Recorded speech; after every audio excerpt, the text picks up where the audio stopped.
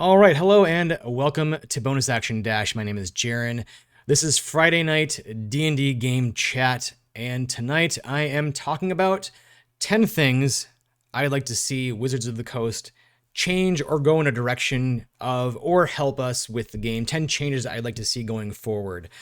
We are currently in the middle of them releasing content, playtest material for the 1 D&D update, which is set to be published sometime 2023. So very likely this Friday night slot will be a lot of just my commentary on the game itself, observations and thoughts that I have about the game, as well as a mix of my thoughts on the 1 D&D playtest material that comes out tonight.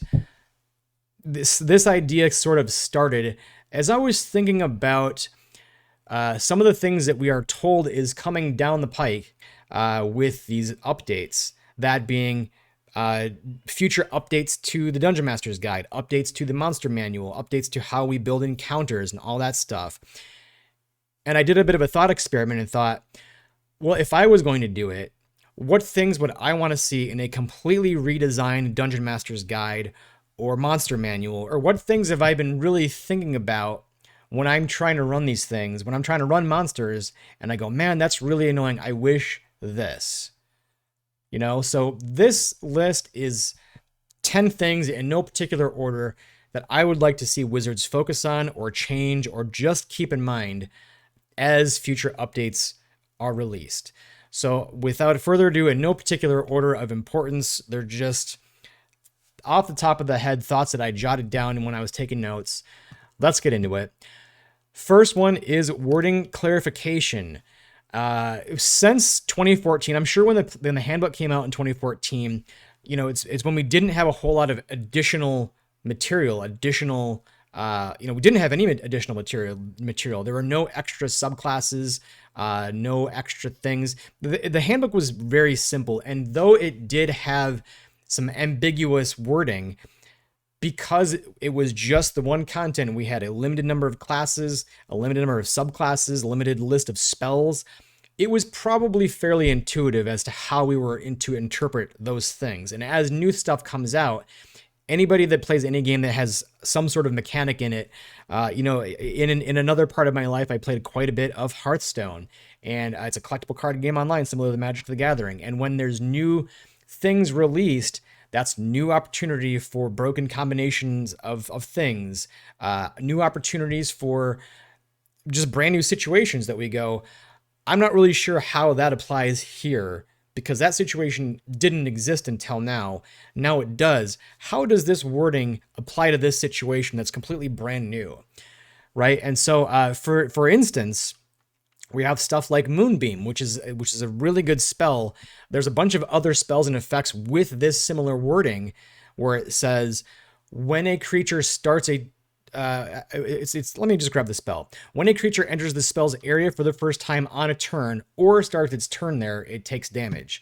And so the question always comes up with this and other things like it. Does this apply to the first turn? When you cast Moonbeam, does it deal damage? And it seems like it should, right? Because you read the text and it goes, well, the spell was cast, it entered that spell's area for the first time, and this is on a turn, so it should, right? And we have to rely on stuff like Twitter and to, communicate with the actual developers. There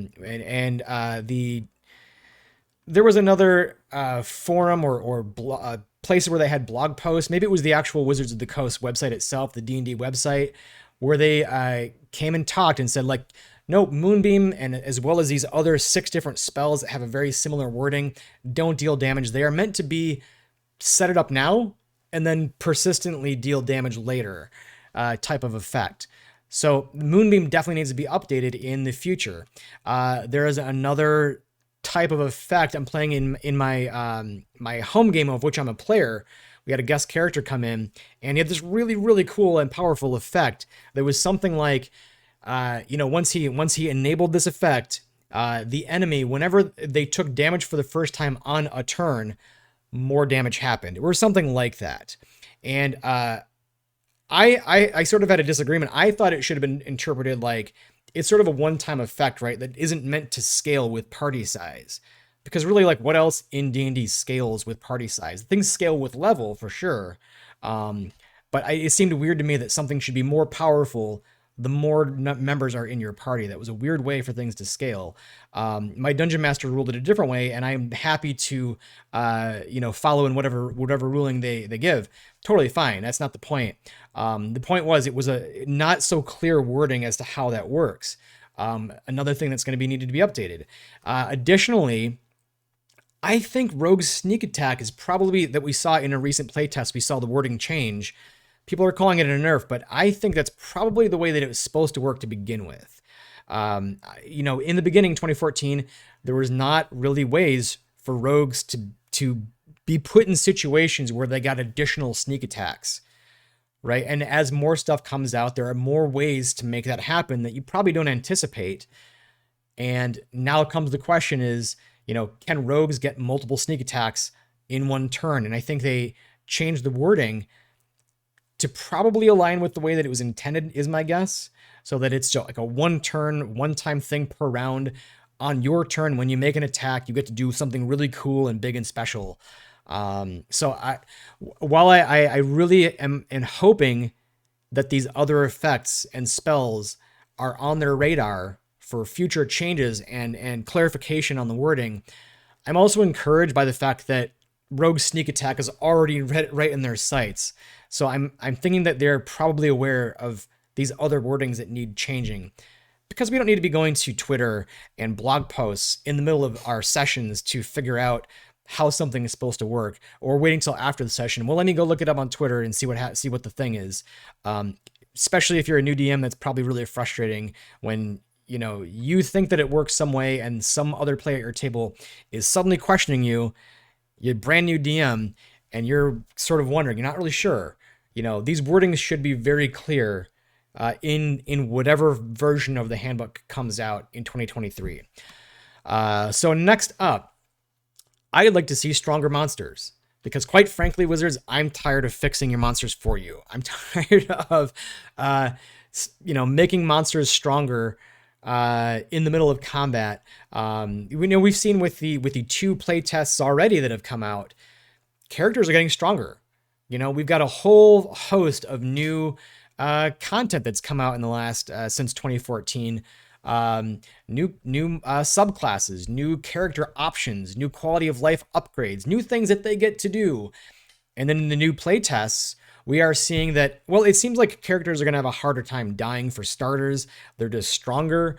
There are more things that they can do, more chances for inspiration and advantage. And to keep up with that, man, we need some stronger monsters for sure. Action economy is kind of nuts. It's so strong in 5e. My second point for stronger monsters is we need more monsters with multi-attack. It's really sad to put no matter what the challenge rating is, it's really sad to put a single monster that does 1 attack per turn against a party of, 4 or more. It's not fun if they're only doing 1 thing per turn. So I need monsters to have more multi-attack, more monsters that can hit multiple times per turn, so I don't have to do that myself, and force that to be a thing.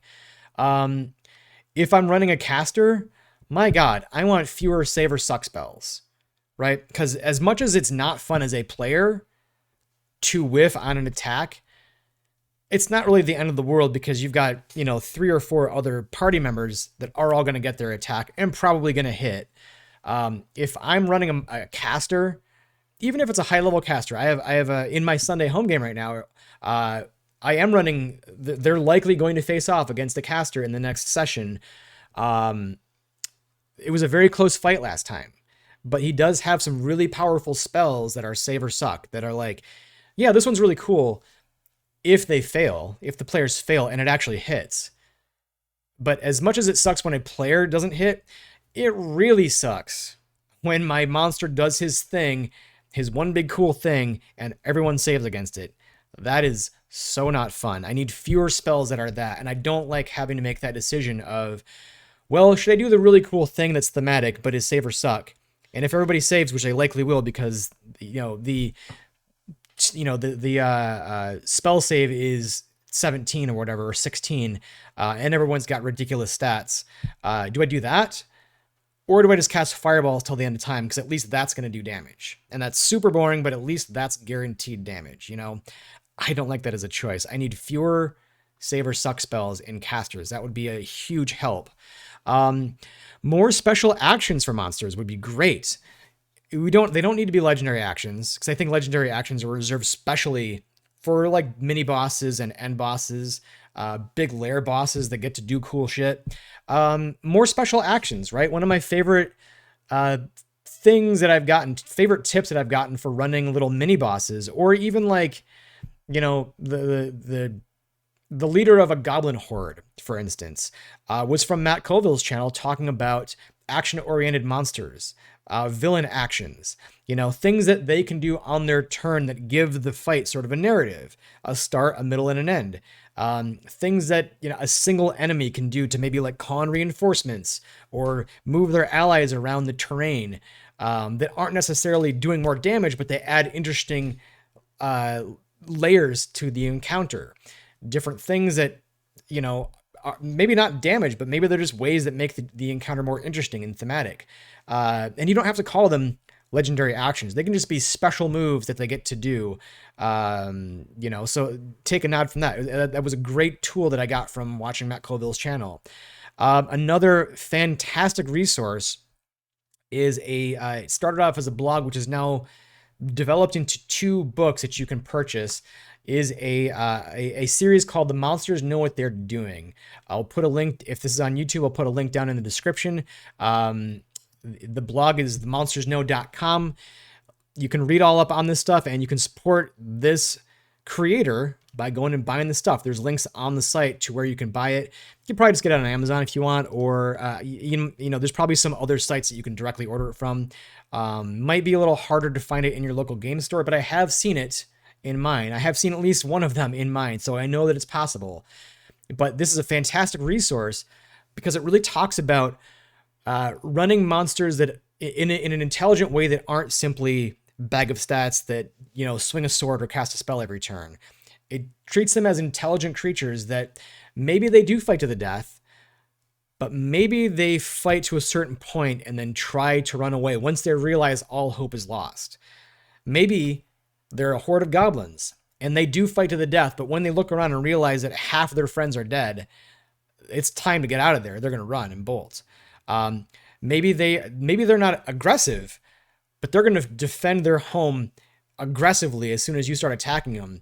And once you let off, they might keep, you know, bows trained on you and spears at the ready. But as soon as you let off, that's when they let off too. They're just defensive. You know, there's all sorts of ways to run monsters as not just a fight to the death bag of stats. And this book talks about it. These books talk about it. And Wizards of the Coast, this is going to be probably something that I keep coming back to.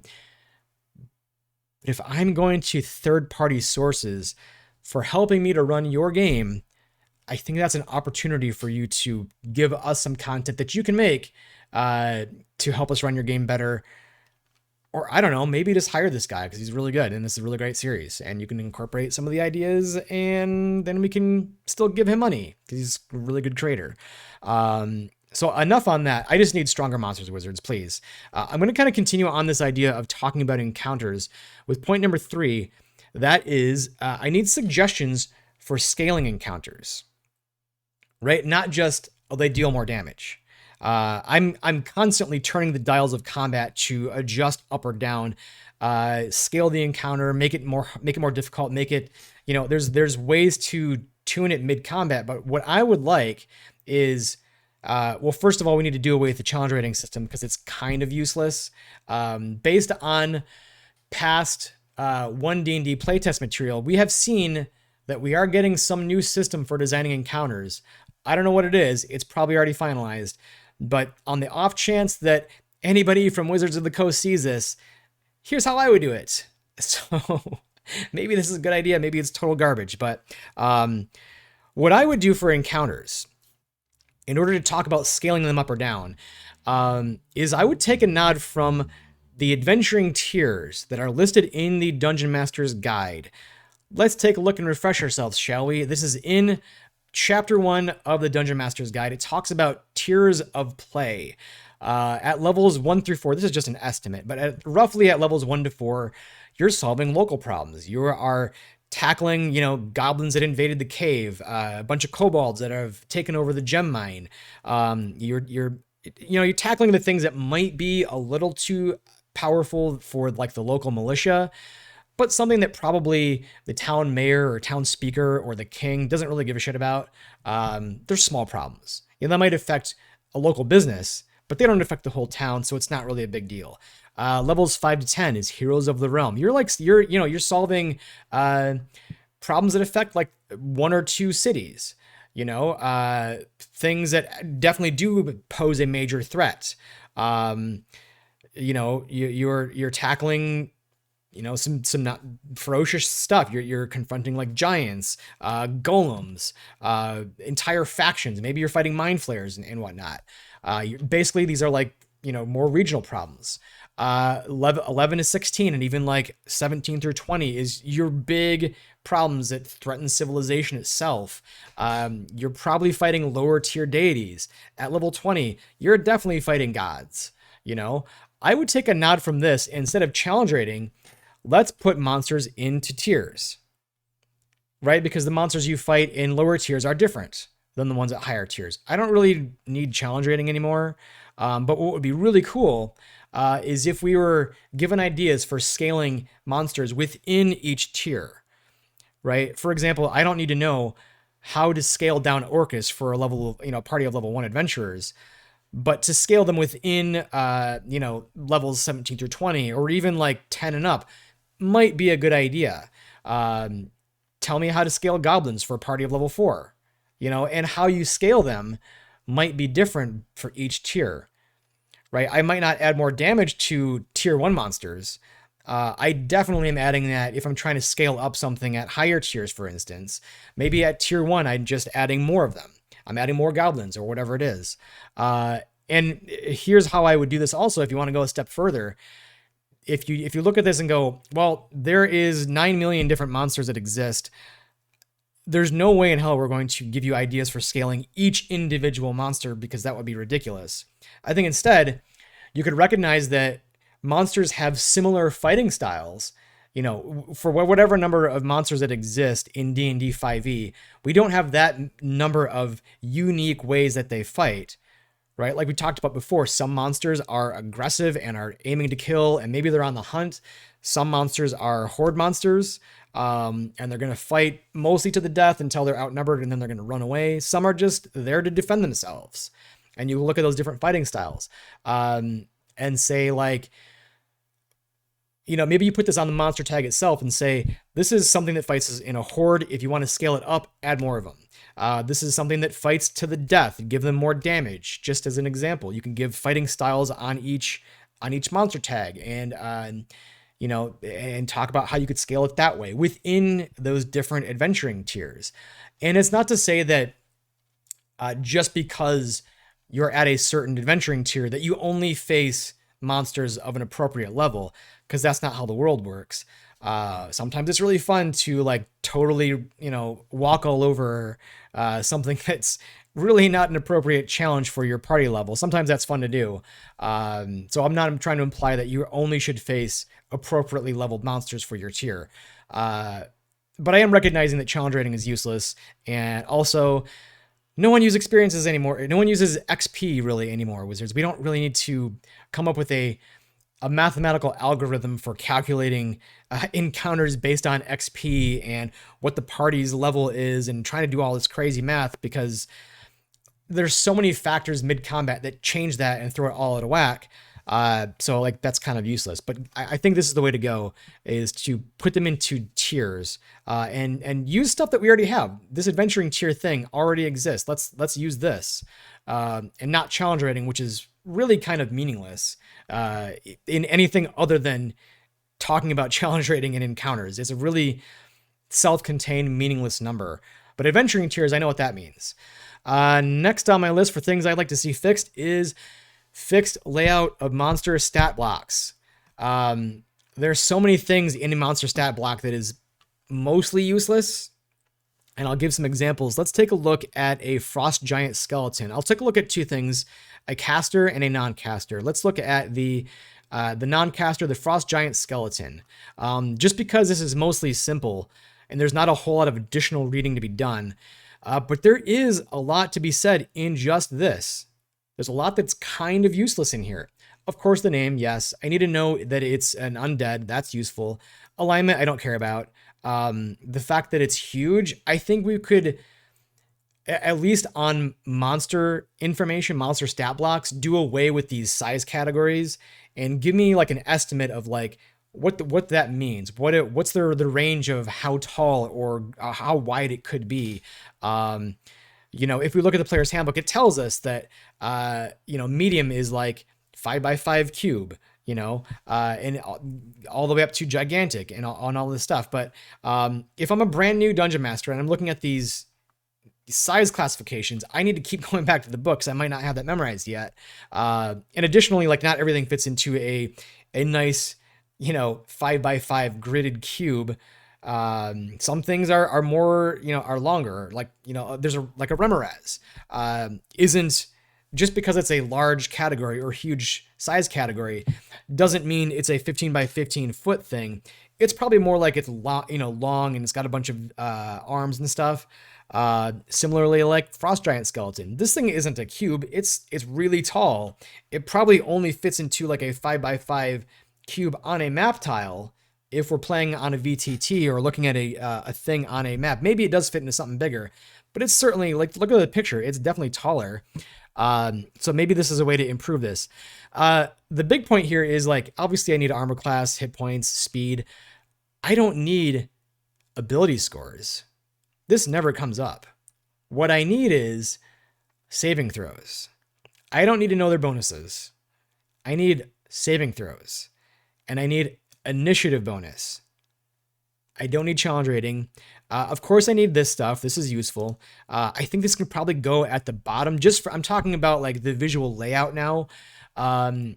This stuff can probably go at the bottom. Ability scores, saving throws really can go at the bottom. Give me the things that I need right away up front. I need the actions right up front. But instead, they're listed last for some reason. At the top, I need, names for sure, its size. I need all this stuff. But then I just need their actions. Tell me what it does in combat. It makes 2 great axe attacks. Great. What's its bonus to hit? What's its damage? And then tell me what its special move is. Cool. It's got freezing stare. I don't really care that it has unusual nature. I don't need to know that it doesn't require air, food, drink, or sleep. That's never going to be relevant. It's meaningless. It's cool for lore.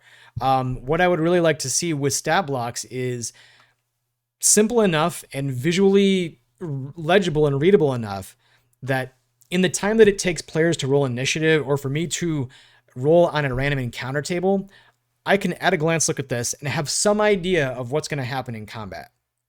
Give me its strongest attacks. Tell me that up front so I have an idea of what it's going to do in combat. And if I want to read further, then I can spend some time to read into, tell me how it strategizes in combat. What's its fighting style? Does this fight to the death? If there's a page, if there's a bit of information on here where it's talking about the lore and why it's here, where it came from, all this stuff, I can read further and play the monster in a more intelligent way. But it should be simple enough, like I said, that I can at a glance have some idea of how to run it. This might be too simple of an example to really illustrate that because there's really not much here. But there is a lot, like just the design and layout of this. There's way too much that I don't need right away. And all the things that I do need are at the bottom. These need to be front and center. This needs to be bigger. Like armor class hit points, this needs to be bigger. And maybe even like give me a range of hit points that will be appropriate for this challenge rating or tier or whatever this is going to look like. But let's take a look at something else. Let's look at casters now. And I originally had a different caster, but because I don't know who's possibly going to watch this, I did not want to accidentally reveal the stat block for an upcoming encounter in my Sunday home game. So instead, we're going to look at the Archmage because it's a high level caster, and this problem is coming up for me personally right now with high level caster enemies. So let's look at Archmage and why this layout super sucks. Similarly, like we can redo all this layout, right? I already talked about that. I don't need to know ability scores. I just need to know saving throws and initiative score. But if I'm running a caster, I really don't need to know that they've got a weapon. This never comes up. I need to know this. Obviously, their saving throw for sure. What spells can they just cast at will? Anything that's a role-playing type spell, and most of the lower level spells, I don't really need to know. I probably don't need to know cantrips. Don't really need to know scrying, for instance. You know, maybe this is not the best example because there's not a whole lot of role-playing type spells on this list, but for any caster that does have a bunch of role-play spells, I don't care. I don't need them. Furthermore, I need a system that's not spell slots for NPC casters that are enemies, right? For player characters, they can check a checkbox on their sheet, and that's really easy to keep track of.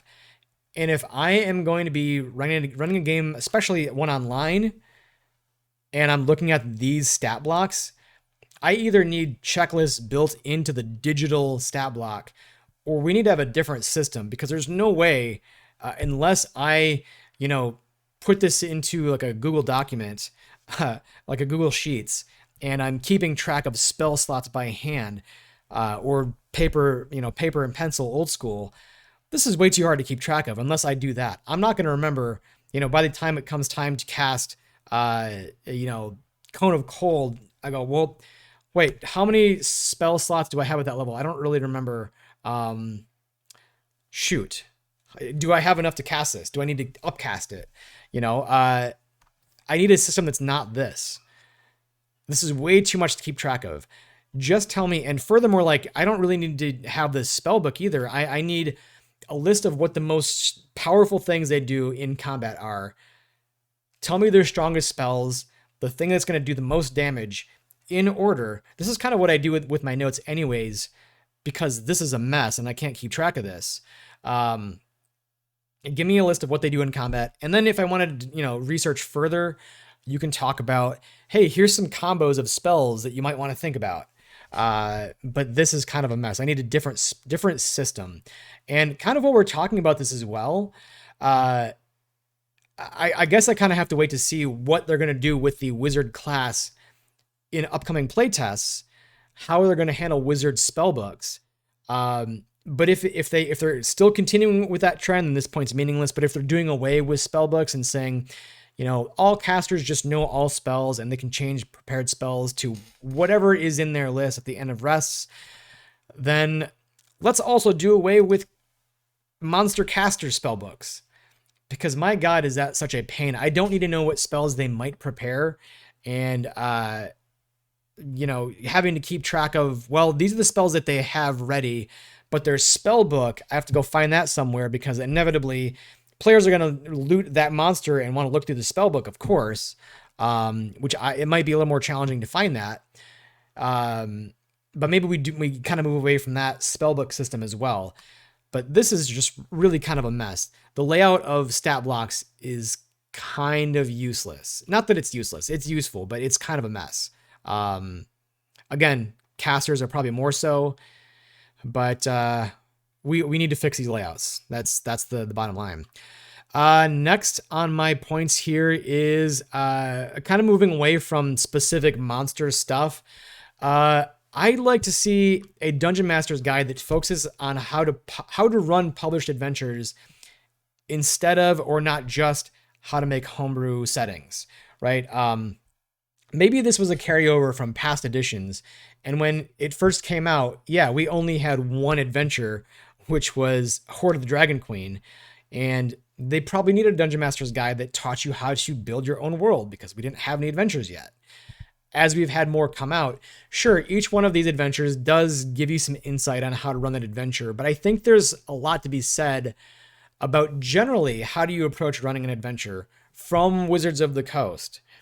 right? I'm not talking about how do I run a third-party adventure. They know the material that they're putting out. They can spend some time helping me to know how to run their content, generally speaking. Of the ones that I've observed, they kind of follow similar formats. They have some general things that I've done in both of them in preparation. Both adventures have had more content that I actually end up using. Maybe they could talk about how to actually read through one of these and figure out what you're going to run. I've seen a lot of the advice for running adventures is that, oh yes, read it cover to cover first and then prep. And then start prepping your first session. And I've never done that for either one of them. And I've had 2 really good campaigns. I think a better approach, in my opinion, is to read the first chapter, front to back, know that inside and out, and then skim the rest of it. Know the big high points, the big narrative points, so that you can start foreshadowing early. That's one thing that they could do in a future Dungeon Master's guide. It seems like it's at odds with itself that they're going to release all this really good published material in the form of adventures, but then the Dungeon Master's Guide teaches me how to not do that, how to run my own games, right? And some of the advice in these adventures has been almost laughable. Like, it's kind of helpful, but for instance, the Rime of the Frostmaiden one was literally like, here's the adventure flow. Chapter 1, which is for these levels. Then comes Chapter 2, which is this level. Then after that, you'll never guess, comes Chapter 3. After Chapter 3, believe it or not, Chapter 4. And it went all the way through Chapter 7. And I was like, guys, I can look at a table of contents and know the order of the book. I don't have to, this is kind of meaningless to me. But I think there's some general principles, general approaches, strategies to how to run their content that isn't specific to any one particular adventure. And that's what I'm hoping that they could focus on the future Dungeon Master's Guide, is have some cohesion in your strategy. Yeah, like give me some ideas for running homebrew and creating worlds and stuff, but like also give new Dungeon Masters help in how to run your adventures. That would be a big help. Because let's face it, like running the game is kind of intimidating. Anything that we can give to help new Dungeon Masters get off the ground and running would be super useful. Next is a short point. I might have 2 short points. Magic items that include average prices and crafting instructions. I know in the Dungeon Master's Guide, it does tell you a guide. There's like a short paragraph or table about here's roughly how much magic items cost. If it's this rarity, it's probably in this range for, so on and so forth. But that means if I'm flipping through the list of items, or I have another source that has magic items, I either have to write that guide down, that table down, or, have it bookmarked somewhere, or just keep flipping back to that, because I'm never going to remember that, right? And I'm never going to remember where it is in the book either, because it's like a single paragraph. What I think we should have, just for simplicity, is next to every magic item in whatever book this goes into, whether it's its own separate book of magic items or it's in the Dungeon Master's Guide, give me a range, like a list of next to each item. Hey, here's roughly how much this costs. Here's on the lower end, here's on the high end. But your potion of healing is not going to cost 5,000 gold pieces. It's also not going to cost 1 copper piece. Give me an idea. And that's probably a simple example because, that's such a common item. We all have generally an idea of what that's going to cost. But for every other item that's a little bit more obscure, we have to do some work or just take a stab in the dark. On a similar note, I think we could have, I think this does exist in the Dungeon Master's Guide, but it just needs to be a little more obvious, I think, is a list of average prices for taverns, and what stuff costs, how much food and drink costs, how much does it cost to stay in an inn, because I constantly have to make that up, and I always forget, and I'm always worried that I'm giving stuff away to my players for absolutely free or accidentally charging them 50 gold pieces to stay in an inn. Give me an idea of how much stuff costs, especially magic items. List how much it costs next to each item. And based on some past playtest material, if we are maybe leaning a little bit more into the ability to craft items, list out like what it takes to craft that. Give me like a short little crafting guide.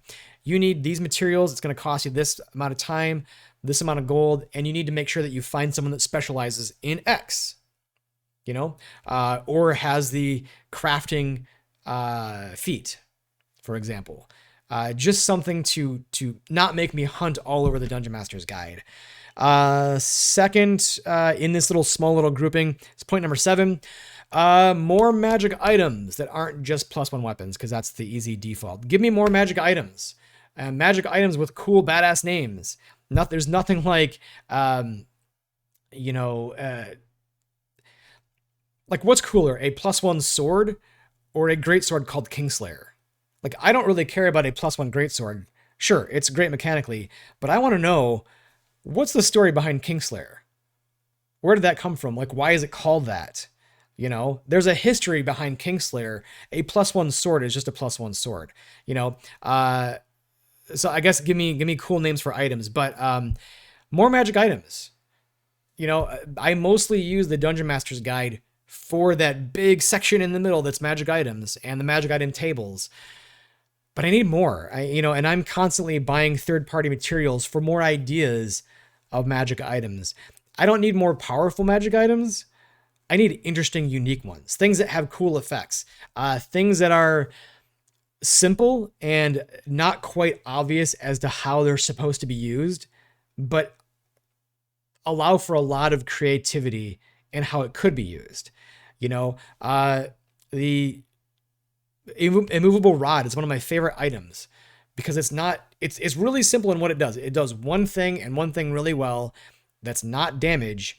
It's just a rod that stays in place, and it has a million uses, and it's not quite clear as to how exactly you could use it or what you should use it for. So that makes it a good item, in my opinion, because it leads to a lot of creativity. And that's the fun of D&D is, how can you come up with creative solutions to these problems? Because we're not playing a video game, we're playing a storytelling game. And, I want more items like that.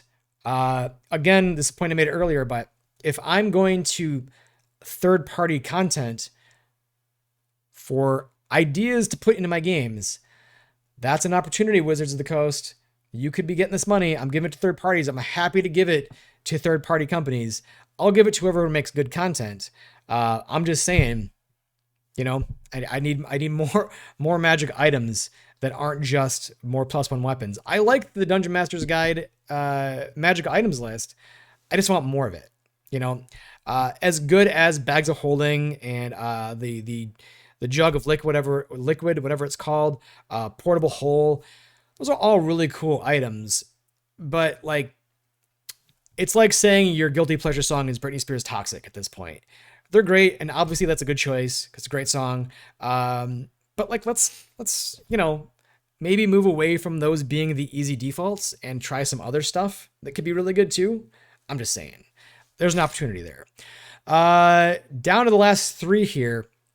We may end a stream early. This might not be a full hour-long video stream, but that's okay because I'm very tired. Point number 8, I want adventures to include more relevant information, like the lore and history of the big bad. So here's an example from my actual campaign. I'm running Rime of the Frost Maiden every Sunday, and I'm going to a source called, it's the Forgotten Realms Wikipedia page.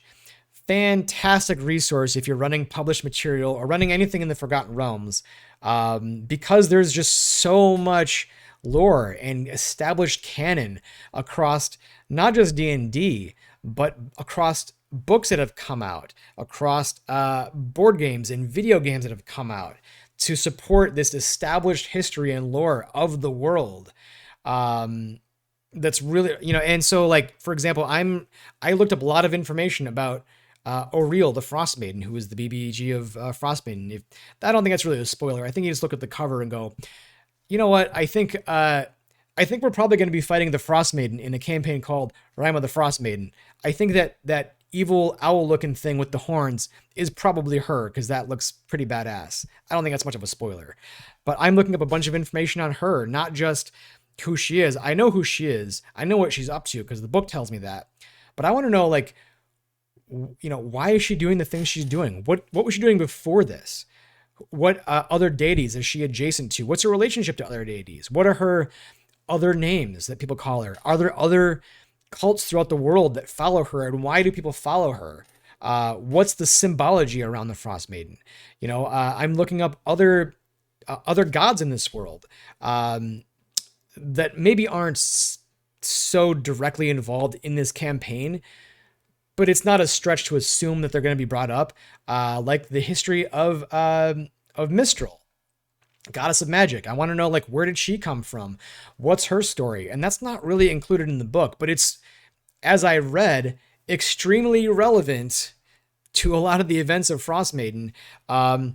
It deals with some stuff, some ancient stuff. I guess minor spoilers for Frost Maiden. This is your chance to duck out now. Give you a couple seconds, because I'm going to kind of, it's not major spoilers, but it's minor spoilers. So hopefully, if you don't want to get anything spoiled, you've already clicked the X button. And if you haven't, you know, and you are fully okay with getting minor spoilers for Frost Maiden, is it deals with this ancient civilization called the Netherese and this lost city called Ithrin. All the lore that I need to know, I looked up on the Forgotten Realms Wikipedia, and I watched some really good videos by a creator named Jordan, who kind of, you know, spelled out what the history of Ithrin is and the Netherese, and it's really, really cool. And like, the book tells me some stuff. It gives me like a paragraph, maybe half a page, but there's so much other really, really interesting lore that it's not like it's gonna immediately come up at level 1, but it just would be nice to know that this is stuff that is free to look up on the internet that could have gone into the source material. And again, not like it's going to always come up, but if I have this at my disposal, that means that I can, it's sort of an indication to me as to how I could run the campaign, places that I could pull from, stories that I could pull from to foreshadow and direct the campaign and to tie in the lore, right? Because I think in 2022, we as a collective of players and dungeon masters, I think we're past the point of just going, well, they be bad, so they do bad. You know, I think we want to know, especially my players, they want to know, why are they doing these bad things? Why do people even support them? Is there any reason that we can maybe intervene and help them solve the problem that they're trying to solve by doing these bad things, but in a good way? And having this additional lore in the source material will be super useful. I enjoy looking it up and learning about it. I'm just saying, this could have gone in the book. It's free on the internet. It's canon to the world itself that Wizards is making these adventures for, so it could go in the book easily. Additionally, I think something useful in these adventures is a list of possible languages that you could have your players optionally take. Give it to me right in the beginning of the book, right? You give me lists of, you know, feats that go to this adventure, list of races unique to this adventure that they could take, optional classes, optional subclasses, maybe some starting gear you always put into these campaigns. It would be nice to have a list of languages that they might encounter in the world, in the adventure. You know, once you kind of get to the end of the adventure, you can look back and go, well, okay, they definitely could have saw goblins, they could have saw kobolds, they could have encountered some Underdark creatures, so on and so forth. But at the beginning, you have no idea. So it would be great if I had a list of all the possible languages, so that when my players are making characters, you ever done this? This really kind of sucks. Is you're like, okay, well, obviously I have Draconic because I'm Dragonborn, obviously Common because everybody knows Common. We'll also say Gnomish, and what's going to be my weird one? Because I get another language, right? I don't know if this is true, but let's try Abyssal. that's weird. What if that comes up? That would be super cool. And you play the game for a year and you're like, well, I'm at level 9 now. Abyssal's never come up. It kind of sucks that this has never come up. It feels bad that I made this decision a year ago and it's never been relevant. What if at the start of your campaign, you could tell your players, hey, here's 10 languages in the world of this setting that you might encounter. These are all safe bets. I'm not saying that you're guaranteed to encounter these. I'm just saying that if you pick Abyssal, there's no chance that's ever going to come up. These are all safe bets. And then maybe they pick that really obscure one. Maybe you say like, well, you can pick Loras, but it's going to cost you 2 languages to do so because it's kind of a dead language. It's like picking Latin. No one speaks it. It might come up at certain points, and then semi-spoiler, when it eventually does in your Frostmaiden campaign, they go, wait a minute, why do I know this thing that's a dead language? I recognize this writing. Why do I know this and no one else knows this? This is really weird, guys, but I can totally read this writing. And they get to have that really cool moment rather than you shoehorning this in or saying, oh, it's not Loras, it's actually something else that you all know. It gives that player a moment to feel like they're really cool and can help the story progress. Rather than, whoops, sorry that you picked Undercommon and that's never going to come up, So generally speaking, I want adventures to include more relevant information, lore and history of the world, of the setting, of the BBEG, and a list of languages. That would be neat. Number 9, continuing on stuff for adventures specifically, is what would be really helpful. This is a really cool thing that I found. I wish I would have found this at the start of the campaign, but one of the most useful tools that I found for running around with the Frostmaiden was not purchased material on the Dungeon Masters Guild, not a how to run this campaign guide. It was a Google document. It was somebody put together a list of like 100 descriptive words that fit the tone and setting of Frostmaiden. Here's how you describe dark, creepy shit, suspenseful stuff, terrible settings. I'm not really a wordsmith. I'm not really good with words. My college degree is in songwriting, and that was my biggest struggle, was writing lyrics. I'm not a word guy. I think in vivid pictures and imagery and stuff. Words are a struggle for me. So running D&D has been a challenge in that specific regard. So like having this list of words that was specific to the setting, incredibly useful. Not like I'm going to read that in the middle of a campaign, in the middle of a session, but just to read through that and start to put those words into my repertoire, into my brain, so that I could pull them out later. It's incredibly useful. And something like this could absolutely go in adventure settings. We get, it's sort of like the list of names, in Xanathars. Like here's a list of 500 human names, and here's a list of elf names. You can give us in adventures a list of descriptive words that fit that setting. In advance, WotC, when you're publishing these things, the types of settings that the players are going to encounter. You know what the setting is. You know that there's going to be caves, that there's going to be cold, icy winter, there's going to be mountains. There might be some dungeon type stuff, maybe the Underdark. You know the settings. It would be very helpful, especially for new dungeon masters or people like me that suck with words, to have a list of descriptive terms that fit that setting. It would be incredibly useful. The most useful stuff that I get out of source material besides just the adventures is like random encounter tables and lists of names and that descriptive list of words on a Google Doc. So that's stuff that I need. That's stuff that I'd like to see in future adventures. Last on the list, this might be a bit of a cop-out, but it's one that I feel very strongly about, especially seeing this VTT. If you caught any of the stream I did maybe 2 weeks ago, where I was talking about the VTT and the direction of Wizards of the Coast. Here's the thing, guys. We can add all this flashy stuff to the game. We can add really beautiful terrain. We can add fancy dice, weighted dice, because we like how they feel. Really colorful 3D printed miniatures that we spend hours and hours painting. We can go and purchase some really good music for our campaigns. Even, pay for subscriptions to these really nice VTTs, virtual tabletops. At the end of the day, let's not lose the plot. This is a storytelling game with our friends. All the fancy stuff in the world isn't going to make a good game. Let's focus on the thing, not the things that make the thing better. Right? Focus on the thing, not the thing that makes it better. I guess it's sort of like anything that you do in life, any creative endeavor you go down, you can get all the dressings and trappings of somebody that is really good at it, but unless you have those core fundamentals, it doesn't really matter. And if you look at somebody who's really good and got the fundamentals down, it doesn't really matter if they've got the fancy stuff anyways.